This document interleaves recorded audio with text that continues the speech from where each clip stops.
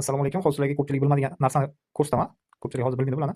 Mana shu ekranda turgan, hozir Termux'da turibman. Termux'da ekranda turgan hamma o'sha AI agentlarning hammasi o'rnatilgan. Bu yerda o'rnatilmagan narsa bittasi OpenClaw o'rnatilmagan ekan. Qolgan hammasi o'rnatilgan. Bu narsalar sizlarga shu bemalol notebook yoki MacBook'laring yoningizda bo'lmagan paytda Android telefon bilan bemalol bir loyihani bitirishlaring mumkin. Bu narsalar bilan. Bu narsalar sizlarga yordam beradi. Bu narsalar orqali pullik modellarni ham ishlasanglar bo'ladi, bepul modellarni ham ishlasanglar bo'ladi. Bepul modellarni ishlatish biroz qiyinroq, chunki kunlik so'rovlar limiti bor, boshqa narsalar bor. Shuning uchun biroz qiyinroq. Shuning uchun biz hozir sizlarga ko'rsataman. Cloud Code'ni ishlatib ko'rsataman. Cloud kiramiz. Cloud Code'ni bu narsa to'g'ridan-to'g'ri o'rnatsanglar, Termux'ga o'rnatilmaydi.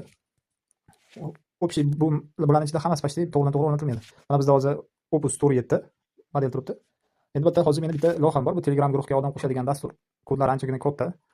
Bu narsa eski kod bo'lganligi uchun uning ichida xatolar bor. Bir necha marta yangilaganman, lekin yangilangan kod hozir qayerdaligini bilmayman. Uni shu Pythonga Python kodni shifrlab qo'yganligim sababli shifrda hozir boshqa o'sha Python modellariga tushmaydi. Shifrlangan kod, shuning uchun buni qaytadan ichidagi xatolarni tahlil qildiramiz hozir. Buning uchun biz yozamiz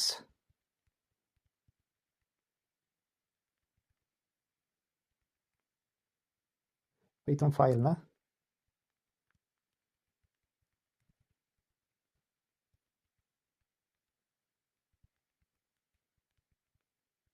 unga oddiy zadacha berdim. Python faylda o'rganib chiqadi va xatolarni aytadi.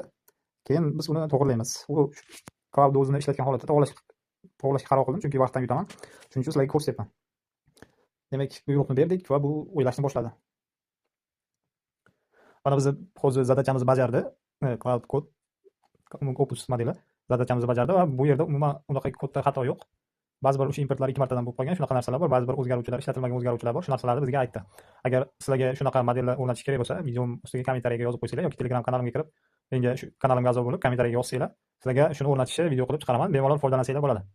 Keyingi videolarda shu bepul modellarni ishlatish qanaqa bo'ladi, shularni ham ko'rsatishim mumkin. Bu narsa bilan bemalol hozir shu Telegram bot yozayotganlarni xohlagan botingizni hozir shu yerda yozishingiz mumkin. Bemalol ishga tushirishingiz ham mumkin.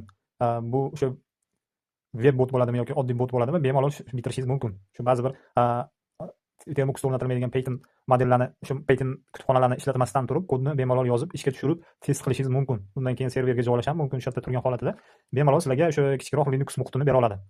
Video yoqqan bo'lsa, like bosib qo'yasizlar, albatta kommentariya yozib qo'ysanglar, xursand bo'laman. Hammaga rahmat.